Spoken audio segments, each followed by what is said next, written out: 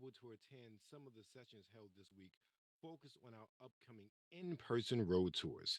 America's Seed Fund Road Tours plays an important role in encouraging participation and innovation by members of underrepresented groups while supporting the mission of SBIR, STTR programs to support scientific excellence and technological innovation to build a strong national economy. You can learn more and sign up for an upcoming in person road tour by visiting americaseedfund.us. Right now, we're going to discuss various places that you, as an applicant or offerer, can go to seek support and help on your SBIR STTR journey. Let's bring up our panelists as we talk about next steps in your SBIR STTR journey. So we have an all-star panel here from various walks of the SBIR STTR ecosystem. And I'm going to go from, in this my screen, my right to left or left to right. I'm going to start out with Brittany Sickler. Brittany, can you introduce yourself, your title, and what exactly do you do in your organization? I would love to, Eldon. Thank you so much. I am Brittany Sickler. I am the Director of Ecosystem Development, also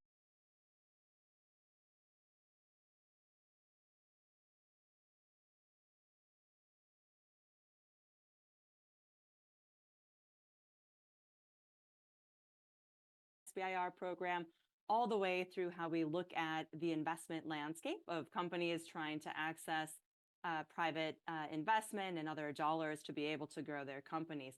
So how do we support the organizations, the infrastructure, the framework underneath those areas, which is obviously quite large and what brings many of you here today. So I'm happy to talk about more of what our team does and the programs we run throughout the panel. Thank you, Brittany. Next, we have Eric Page Ludeford from SBA. Thank you so much, Eldon. It's a pleasure to be with you all again.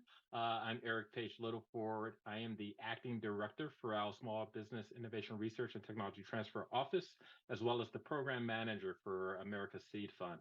My office has the distinct pleasure of being able to orchestrate activities like this, bring together innovators, our federal funded partners, and other stakeholders to really try to help you all on your entrepreneurial journey.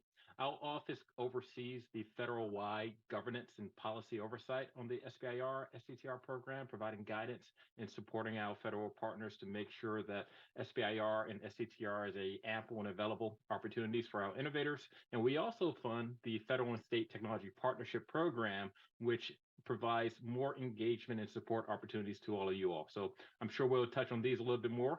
Happy to be with this panel. Thank you, Eric. Next up, we have Ruth Schumann from NSF. You're on mute.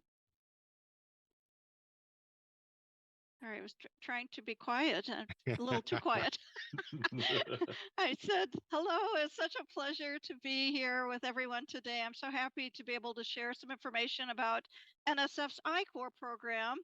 Again, I'm Ruth Schumann. I am a program director at NSF, responsible for the I-Corps program. The I-Corps program is very closely connected with the SBIR and STTR programs, and the purpose of the I-Corps program is to actually give people who are developing technologies, both entrepreneurs and aspiring entrepreneurs, an opportunity to get a little bit of entrepreneurial training and to explore the commercial potential of their technology. And that may be important to those of you who are going to be applying for an SBIR or STTR award, because it will give you some solid evidence that there are customers that might be interested in your technology and maybe a pathway to commercialization. So happy to share more information through this panel. Thank you. Thank you, Ruth. And next we have Patricia from the Minority Business Development Agency. Thank you, Eldon. Hello, everyone. I, too, am happy to be here and joining the next SBI Road Tour. My agency, we're the Minority Business Development Agency, and our role is to help grow and expand minority-owned firms. My role in that agency, I'm the Technology, Innovation, and Space Industries contact person or expert, if you will, and I promote space industries, technology transfer, and of course, SBIR to underserved individuals and institutions of higher learning, businesses, whether they're small, medium size, or emerging businesses. Thank you. Now, Patricia, I want to stick with you because I think when we talk, we have these conversations about SBRs, TTR, and innovation. I don't feel as though the MBDA is ever really brought up in these conversations. What sort of opportunities are available with MBDA to really assist entrepreneurs and small businesses with not just SBRs, TTR, but really bringing their innovations to life in general?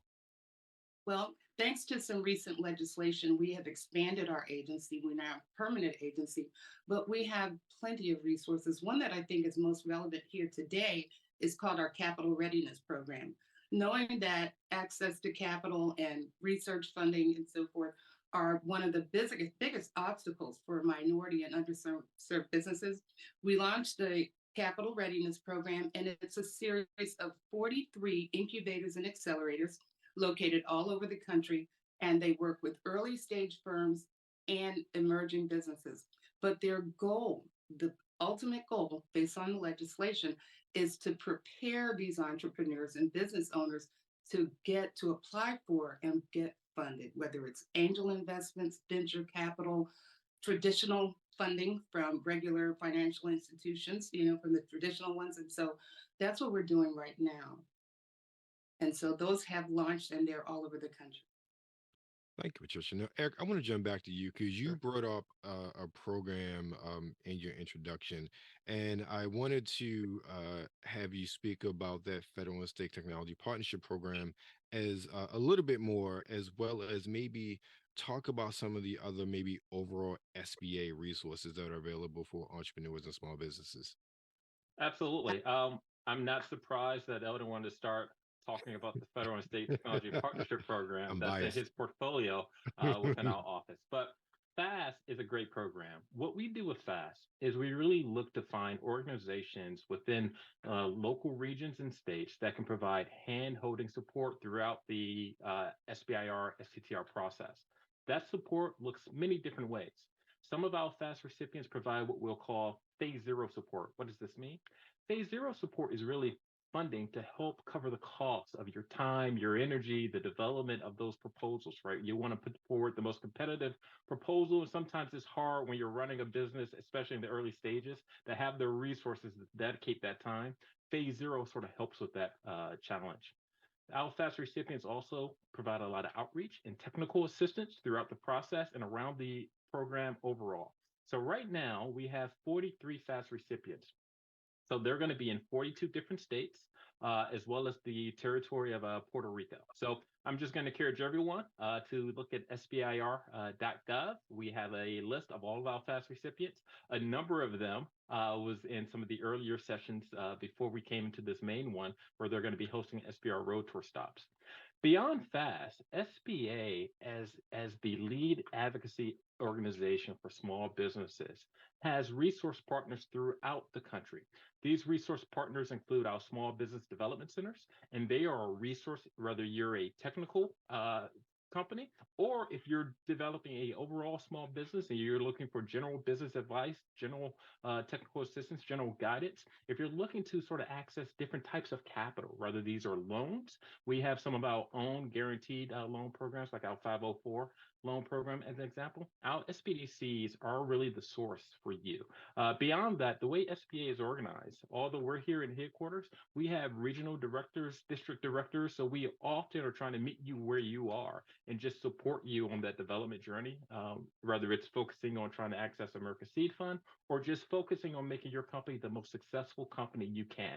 So I encourage you all to sort of look at our resources and consider getting support from any of our resource partners, not just FAST. Thank you, Eric. And I'm going to stick with SBA because there's a lot that I'm going to ask Ruth about. So I'm going to give her a little bit more time. But Brittany Sickler, who has been around the SBR ecosystem for many, many years, she is now the director of innovation and investment ecosystem. Maybe I get that wrong, but you have a great portfolio. Could you talk about your portfolio and exactly how that integrates into potential first steps for applicants or just entrepreneurs in general? I'm biased, Eldon. I love this portfolio. I love this work. And, I think a lot of folks here know that there is a lot of work in the space in terms of trying to make sure that folks who want to, well, in general, start a business, be able to get help. And then specifically here, as we're looking in the SBIR world and the innovation world, there's added layers and challenges. So, it's great to hear, when Eric talks about the coverage around the country and where entrepreneurs are able to find, local assistance that can be tailored and can be one-on-one, very accessible. But, there's obviously a lot of need even beyond that. So for years, I have worked across different networks, and, there's other programs out there, including two that I have the privilege of supporting on my team that are different but complementary in terms of some of the work and the resources available. So I'll actually start with the Regional Innovation Clusters is a program, if we can throw out that link in for the audience. Right now we have 12 industry clusters, and you can see if any of those areas are relevant to what you're working on. But these clusters work often alongside or hand in hand where there is a FAST or an SBDC that's close by. But they do dive deeper often into some of those technology areas, whether it's helping in terms of manufacturing needs, whether it's looking in the supply chain. It could be even on trying to find the right resources through a lab or other kind of research academic university. So those clusters are listed there. We'll be announcing and supporting additional clusters this year, which is exciting as we, again, try to expand that assistance and looking for places where it's really needed. Another program that we have out that I will preface, as many people here are looking for direct funding to support their business. This is not a program where your company is going to be able to find R&D dollars, but our Growth Accelerator Fund competition does seek to support and directly fund accelerator incubator-like programs that are working with entrepreneurs, and especially in key critical technology areas. So we have some theme areas, and across the board, really trying to make sure that programs, as many of you know, about a lot of accelerators and incubators, that we are covering and making sure that all kinds of entrepreneurs at different stages are able to access that help. So right now, we are open to applications for those programs. So for those of you on the call that are the entrepreneur support organizations or other kind of support entities that are looking to learn about SBIR, SBIR is a huge part of what we're looking at supporting in what we call GAFC. We like our acronyms. So if you look at that information, please do see what we have open now for those entrepreneur support organizations. Then you can also link to see our winners from this last year. There was a huge effort to make sure that a lot of partners were connecting through GAFC, strengthening what's at the heart of our division in terms of what is that ecosystem. So wherever you are, whatever kind of technology you're working in, how can we make sure that there are partners connected, that you can have that individual help and really see where you can go and how successful hopefully you'll be in not only getting SBIR dollars immediate, but how does that work to really grow the company and build the technology in the long term. All right, Eldon, now you're on mute. Now Eldon's been quiet. Yes, now I'm being quiet. There's Yes. so much to share, but Thank I'll you, pause Brittany. there, Eldon, and turn it back to you. Appreciate it. Now, Ruth, ICOR is a program that's been around for a while, but can you tell us exactly what ICOR is? Because I'm sure there are a lot of people in the audience who have maybe heard a passing of the program, but don't really know what it is. And also, could you talk about how it can be beneficial to not just businesses or innovators, SBIR's TTR journey, but their business development in general? Great. Big questions. Well, first of all, I should have mentioned that this is the first time ICOR has been included in the road tour. And so I'm so excited. I also didn't mention I had been a SBIR program director for 10 years. And I always took information about ICOR out to people on the road tour. And I guess that was my fate, because I was asked by NSF to take over responsibilities in ICOR about 5 years ago. So if you've not heard of ICOR, it's actually been around for almost 12 years now. So amazingly so. It's a program started by an NSF SBIR program director with the idea that if people had a little bit of opportunity to explore the market for their technology, they would submit better SBIR and STTR proposals.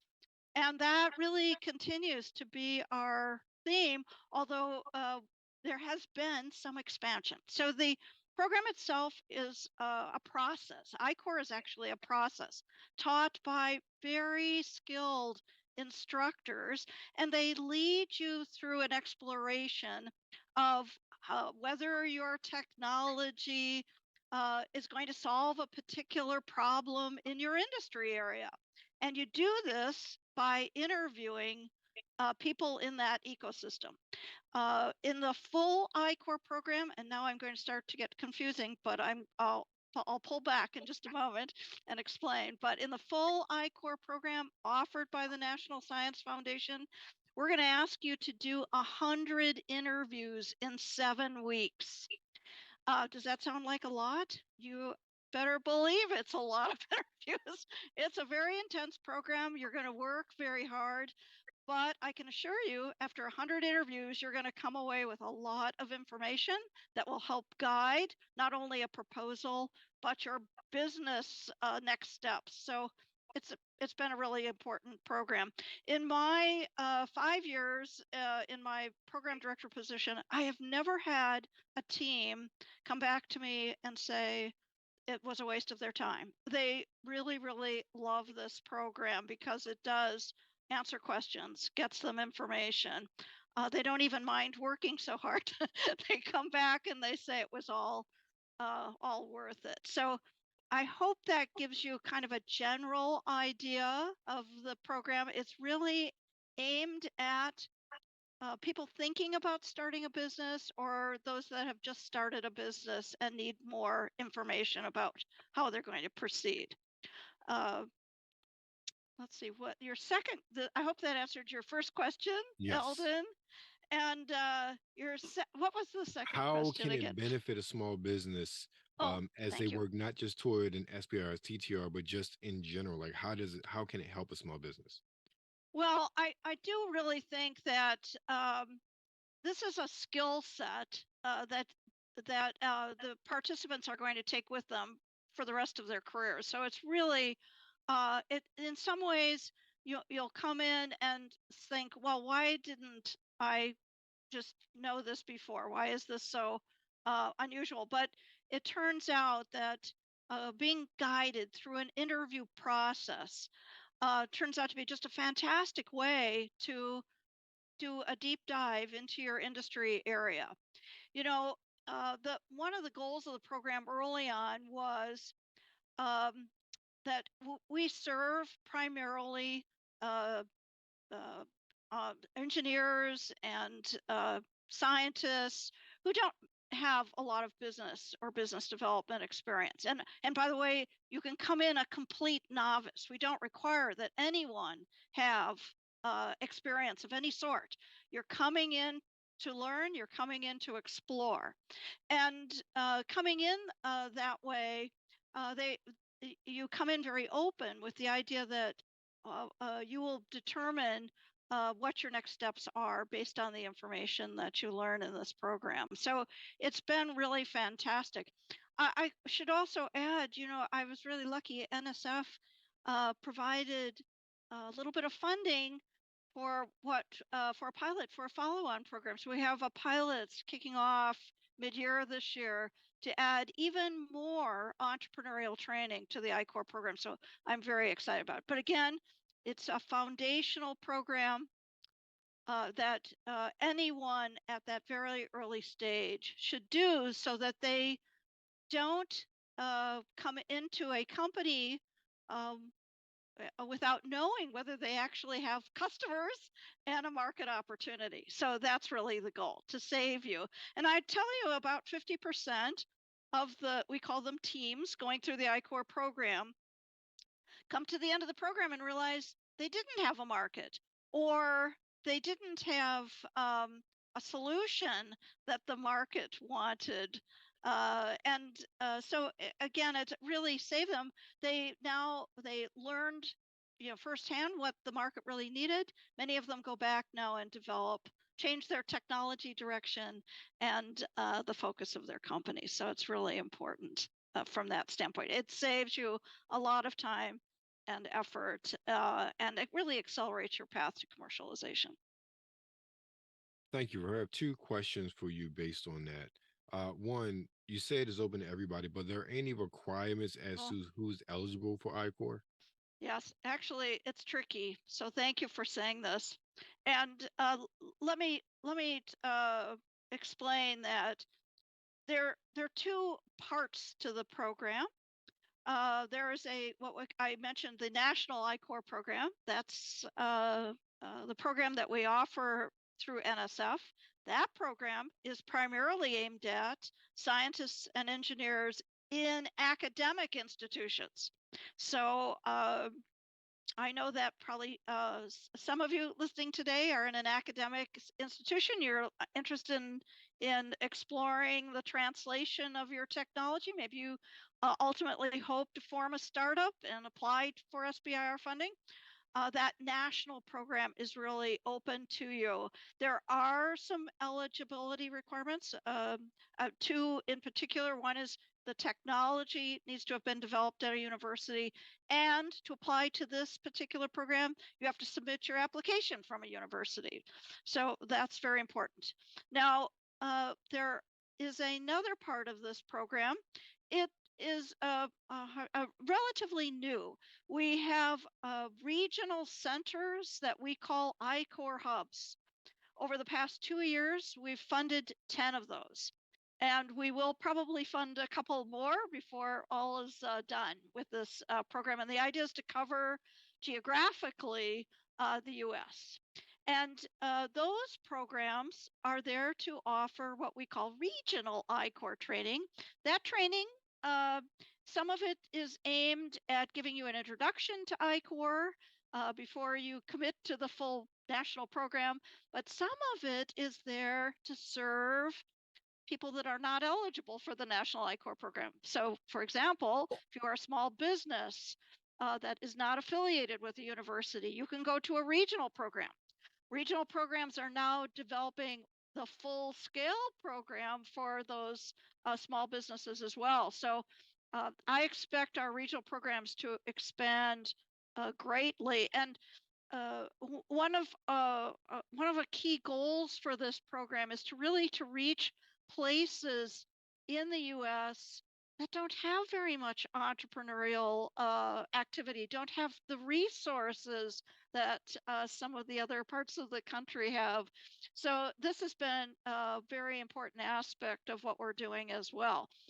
The hubs are consortia of at least 8 universities. Most of them have 10 or more now in their group, and they are a combination of large R1 universities as well as smaller schools, HBCUs, and other minority serving institutions. I'm going to tell you, I just did the reviews for those 10 hubs, and the program is working in a really spectacular way. And so if you are listening to me and are not affiliated with the university, I would recommend that you contact one of our hubs for assistance.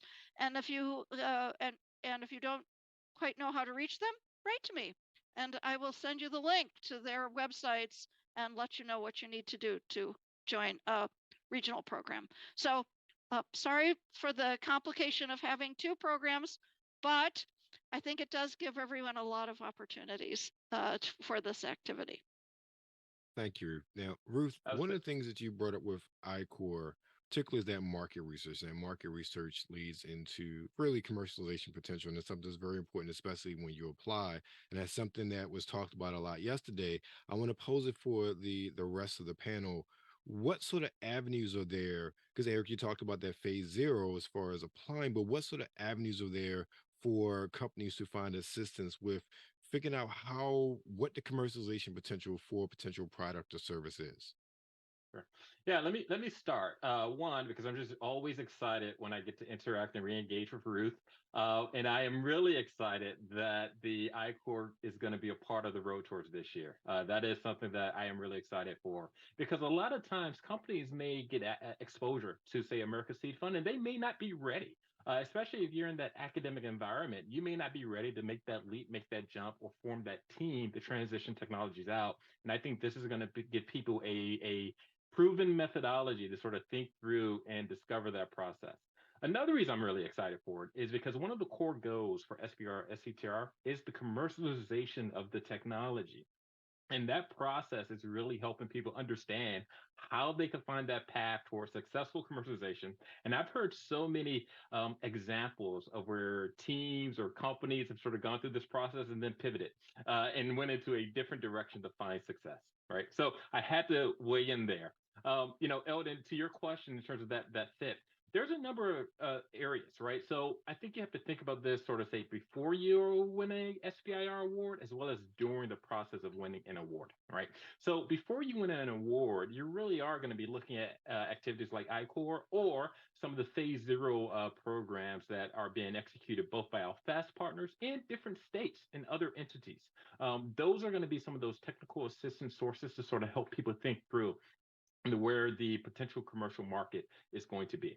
Now, once you're successful and you win a phase one or you win a phase two award, one of the things you want to keep in mind is a number of agencies provide commercialization support services, commercialization assistance services, where they may have a suite of consultants or vendors to sort of help you understand whether it's thinking about the intellectual property protections, whether it's basically, market research, trying to identify your customers, where you fit in that supplier base.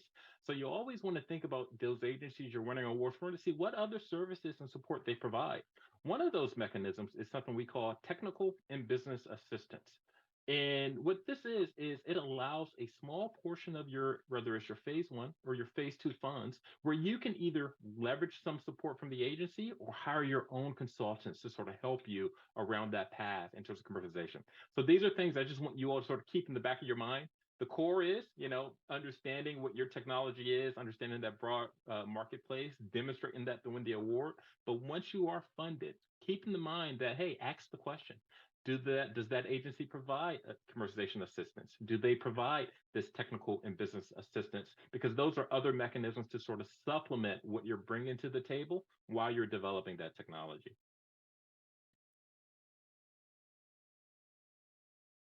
Oh, Eldon, mute again. Yeah, I was on mute. Thank you, Eric. Brittany, I'm gonna pose this question to you. Are there any sort of resources within maybe GAFC or RICS or anything else in your portfolio, or just you and your vast knowledge of the ecosystem in general that's available to help companies with that commercialization piece, especially in that infancy stage? Because a lot of us, well, all of us have been around SBIR for many, many, many, many years, and we've seen that change in the program where, especially in that phase one, there is become more of an emphasis on understanding your commercialization potential. And I think, as much as Eric said, now more than ever, that's even more important as you start out to know who your market is, who your customer is. Do you have any competition? Is there anything in your portfolio that could possibly assist a small business in that discovery effort?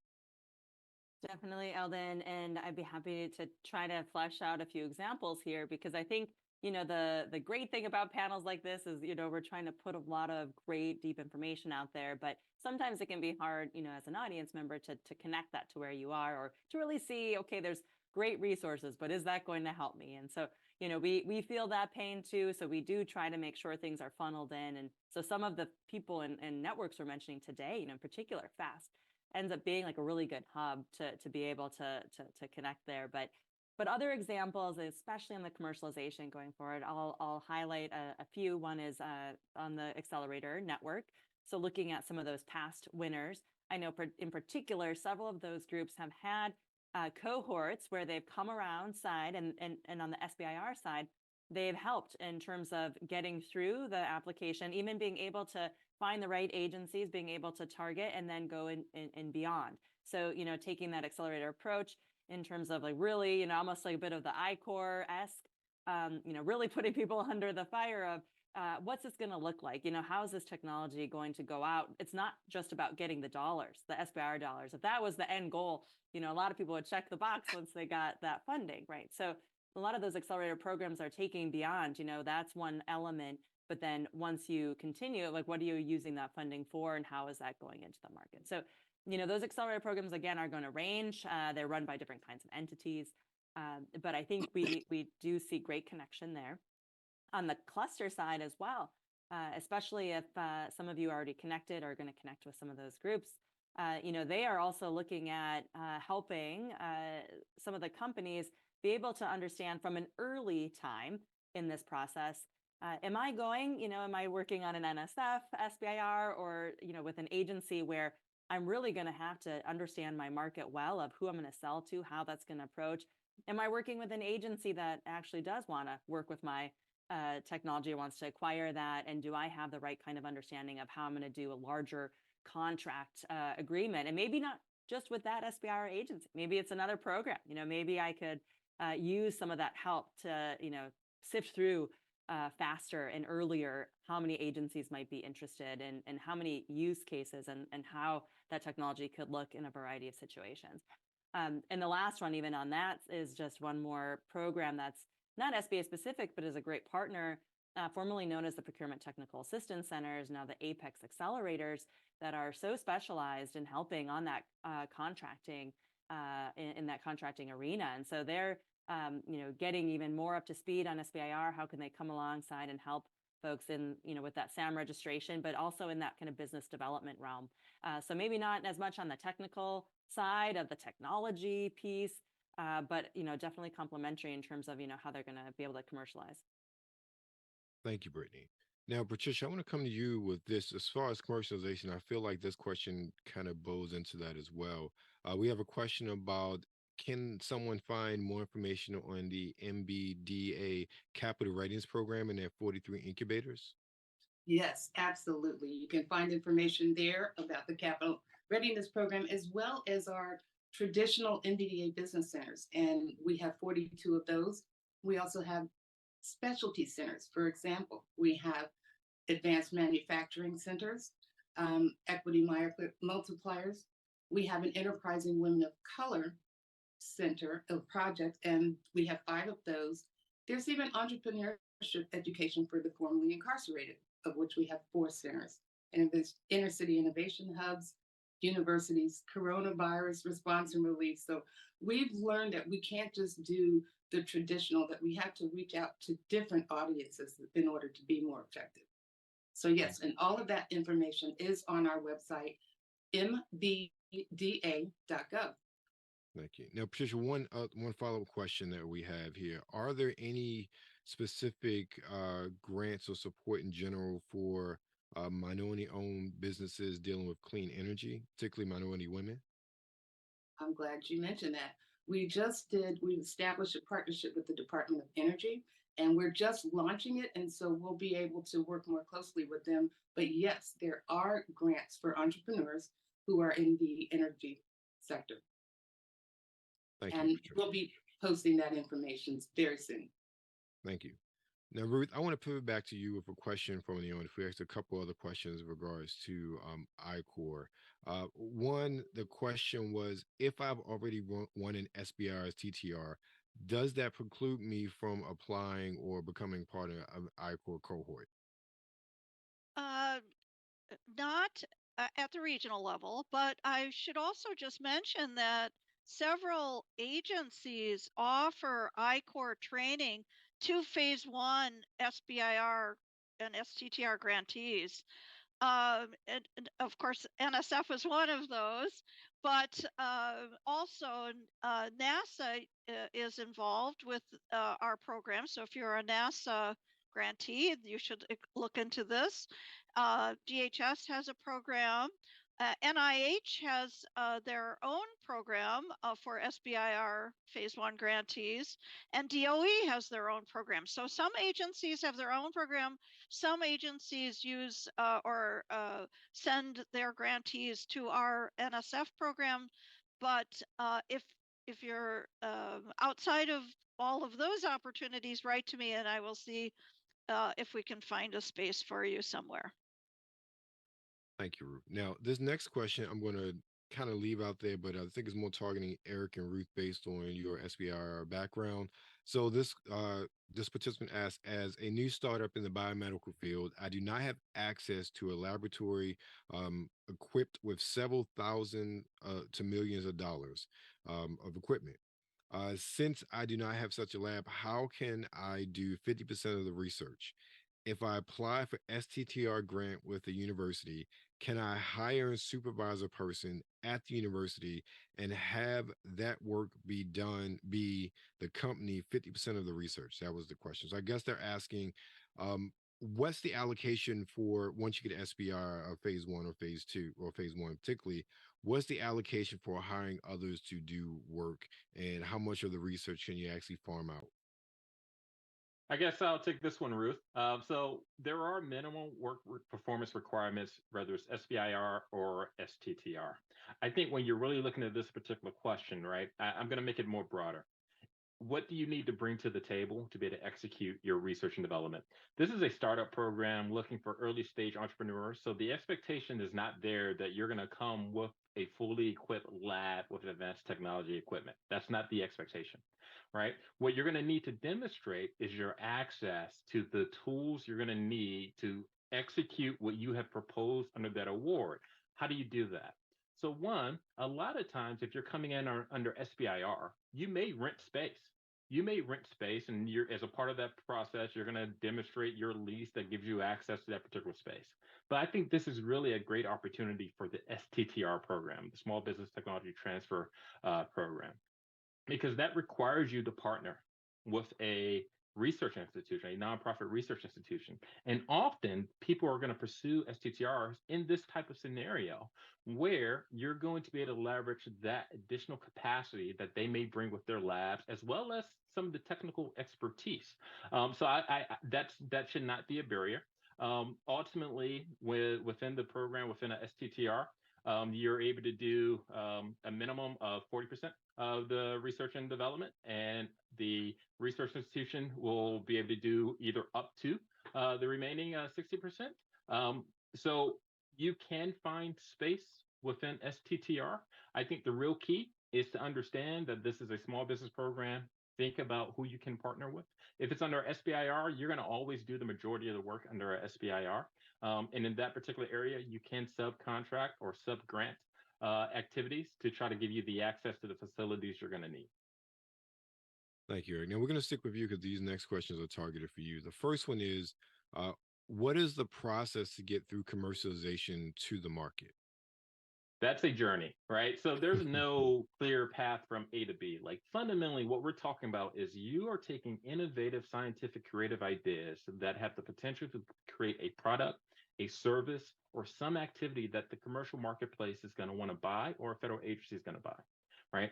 To get there, it is as the entrepreneur, you're ultimately the one responsible for getting there. So you have to understand the customer base, right? That's why I'm so excited that ICOR is going to be a part of the road tours and that this is the type of program. Because through that discovery process, what it really is doing is helping you refine, understand that marketplace base, as well as the different areas where they could be receptive, right? Because sometimes your technology may be too soon. Maybe there's another solution and yours is too costly.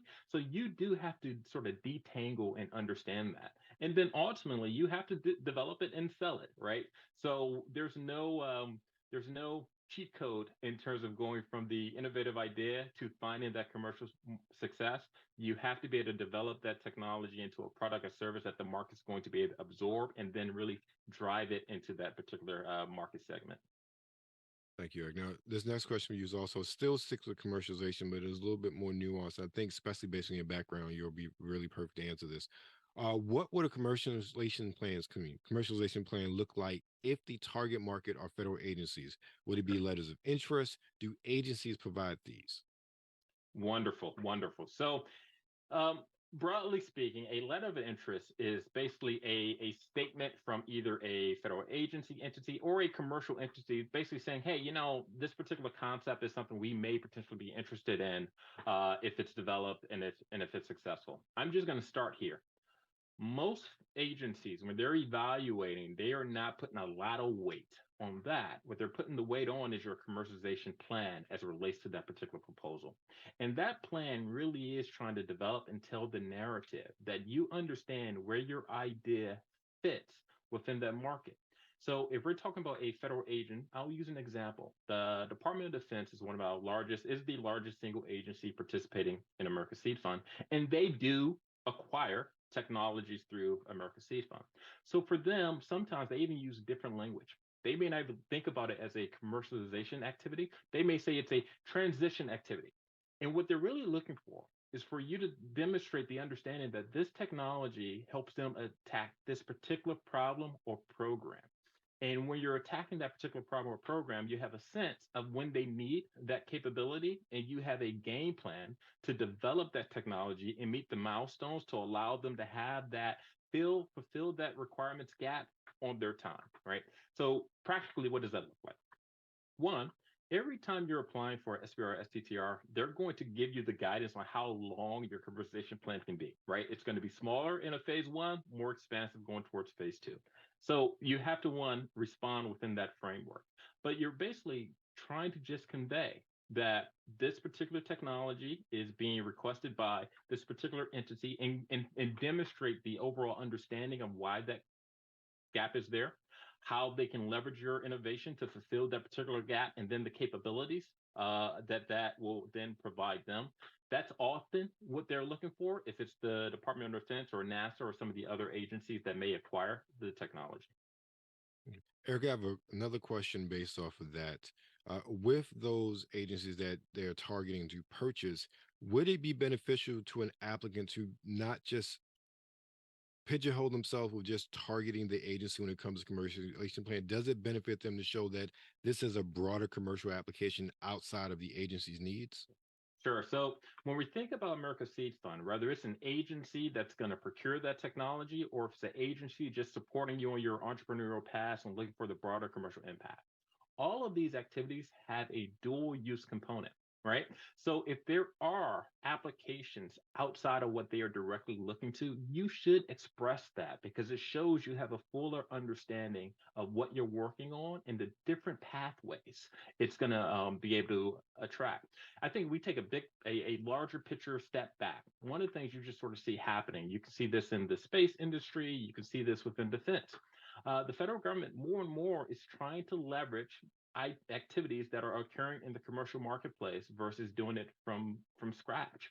So if you have a technology that can benefit the Department of Defense, but you know there's also ample commercial sectors where it can benefit from, that's very enticing, because it lets the Department of Defense knows there's a broader long-term supplier base that's going to help us get the capabilities we need without us having to fully fund the entire development. So you always want to be able to demonstrate and express your understanding of the broader market lens.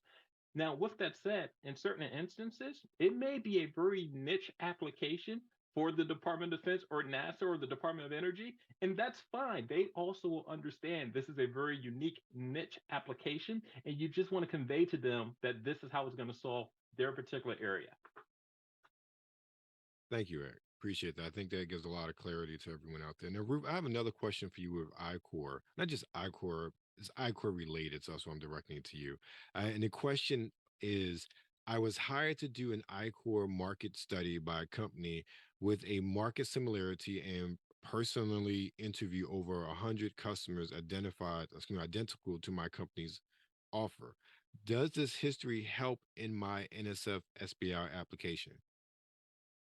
Well, first, I guess I would caution that there is only one I-Core, and that's the NSF I-Core. So you have to be a little bit suspicious of someone calling their program I-Core.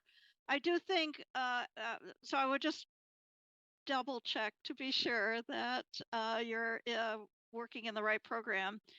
The I guess the thing that I would say is, when you submit a proposal, you're using the information from those customer discovery interviews to create evidence that there's a need for your technology, and that you understand, especially who the target or beachhead customers are probably the most important things here. And that you understand that what you would need to do to expand from there. So I would just tell you that at NSF, especially reviewers in SBIR panels really love if you've gone through the I-Core program. They respect the program. They know that the information is believable. And so they have a very, very positive response to that. So I would encourage you to really go through that process to get that information to support your proposal. And Eric, if I could just tag on to your comments, having worked with NASA in our SBIR program, their SBIR program, providing I-Core for phase 1 grantees, of course, they are looking at acquiring technologies. As you know, that a lot of their funding in SBIR is along that path. But what they want to do now is to make sure that those companies stick around. Let's say NASA doesn't need that immediately. They want you to have a sustainability plan. So they're putting their companies through I-Core to look at other commercial opportunities for their technologies so that they are sustainable. I think it's a really creative way to look at this, and probably a very important way. It's not just their interests in your technology. They're interested, they funded you, right? Right. But what you want is to find out if there's a commercial venue outside of that organization that can help sustain your company and grow and build your company so that you'll be around to serve the government needs. Thank you, Well Ruth. said, Ruth. Yes. Thank you. Eric, this next question is I'm giving it to you considering the nature of it. And I'm paraphrasing, what is the percentage of phase 1 award winners that transition to phase 2 across SBIR? Ballpark. Sure. Great question. So typically at the phase 1 level, when we just look at it across all the agencies, the win rate's right around 15 to 18% on average. It's a very competitive program. Now, the population that went a phase 1 and then translates that to a phase 2, it's really around 50%. It's really around half of them going forward and then receiving a phase 2. So the phase 1 is the most significant doorway in terms of the initial gate, and then we will anticipate half of those winning phase 1s to win a phase 2 award. Now, I'll stick with you. Thank you, Eric, but I'll stick with you with this follow-up question. So we know that with STTR, small business are required to have a research institution as a partner. SBR, that is not a requirement. They're asking what is, again, ballpark, the percentage of those companies in SBIR that are doing or that are conducting their research, their proposal, their award with a research institution compared to those that aren't. So that's actually a difficult statement to answer in this sense, right? So one, we know by definition, STTR, you're required to have a nonprofit research institution. They have to give us all of that data, identify who that nonprofit research institution is. When you're otherwise working underneath a project, whether it's an SBIR or STTR, and you have what I'm going to deem subcontractors or consultants or sub-grantees, other entities who are working with you, that layer is going to be reviewed, evaluated as part of the selection process from the individual agencies, but that is typically not going to become sort of broad public information, right? If you think about it, in many ways, it's like the composition of your overall team. So we wouldn't be able to talk about that statistic. I will say this, and I often don't do this, but I will share this. There was a Government Accountability Office, a GAO study recently on subcontracting within the SBIR and the STTR program. Within that study, they looked at both a sample of SBIR and STTRs, and what they basically found was when you look at it, a large percentage do subcontract for different needs. That doesn't mean they're subcontracting for a research institution. It could be for certain materials or activities or supplies that you may need, which may represent a small dollar amount of your proposal, but they'll still count it. So if you are interested in sort of just digging deeper there, I would encourage you to look at the GAO SBIR subcontracting study. It would have been released maybe in October or November this past year. Thank you, Eric. Now, I'm going to just start off with, so we'll end up with some closing comments to let everybody get some last minute information and tidbits to everybody. I'll start with Brittany. Brittany, just, give any last words of advice, but also any links to where you think our audience would find beneficial to find information to move forward. Yes, as we talk about these things, I can't help but, still think about how daunting it can be as you try to navigate it. And so, we do have some places where we try to distill that down. I think Eric earlier mentioned on SBR.gov, there's some great local resources. We try to capture some of those as well on SBA.gov in the local resources section. So you can see our clusters and those Apex accelerators there to complement. NSF has quite a bit of information. Ruth, don't want to steal your thunder. So, I do recommend going to those. For those of you out there who are the support organizations, we have a monthly call that we try to bring together all of these ecosystem builders where we share information, we highlight some of those new programs. You can find information on that at americaseedfund.us. So there's ways that we try to get it out to you. And I do say that, we have seen so much positive change over the last 5 or 6 years in terms of all of the organizations that are supporting SBIR. And, we can probably speak to this over the decades. So we appreciate everyone's feedback, especially on the entrepreneur side of the things that are, really needed, because that does end up often coming back into how we run our programs and try to support. At SBA, we really do care about all the companies that are looking at this, that are going towards it. And together, I think we can definitely see a more positive future for not only the companies created, but, looking at our other agency partners that want to see such positive technology-driven change as well. Thank you, Brittany. Eric. Sure. I think, one of the things I'm always going to say is start at sbr.gov, right? I mean, I think the real key when we just distill it, you want to understand if this is a potential fit for you, right? If you're working on innovative early stage R&D with the potential for commercialization, really you want to understand if this is a worthwhile program for you. So I encourage you to start with sbr.gov. The other thing I would just lift up is throughout federal and state technology partnership program, if we have a FAST recipient in your state or your territory, that's always going to be a great place to just start with the conversation. They're going to help talk you through what you're working on. They're going to help you understand the different entryways into the program. They'll help you zero in on an agency or two that can fund your technology. And then they may have other resources and technical assistance to sort of help you on that journey. So I'll always start there. If we don't have a FAST recipient, that's where, Brittany talked about it. On SBR.gov, we do have a local assistance tool that brings in other sources that are not necessarily funded by us, but they provide support to early stage entrepreneurs in this space.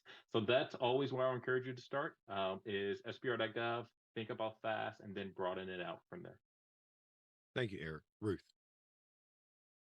I guess to keep it very simple, there is an I-Corps website at NSF. So I would just Google NSF I-Corps and our website will pop right up.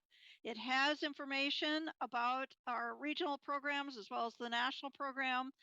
And if you get terribly confused by that website, just send me a quick email and I will get you to the information that you need to connect with a program. And I'm thinking most of you would be connecting, at least initially, with a regional program. So I will give you that link. And, just to give you kind of the scale for these programs, our regional programs run anywhere from 20 to nearly 50 regional training programs per year. So it is huge, lots of opportunities for you to get started. So you wouldn't have to wait, you wouldn't have to worry, and I will get you to the right information. So I think that's the best thing. And again, I-Corps is a foundational program. Do it first. Get that particular training going so that it helps you drive the direction of your next steps. Thank you, Ruth. Patricia.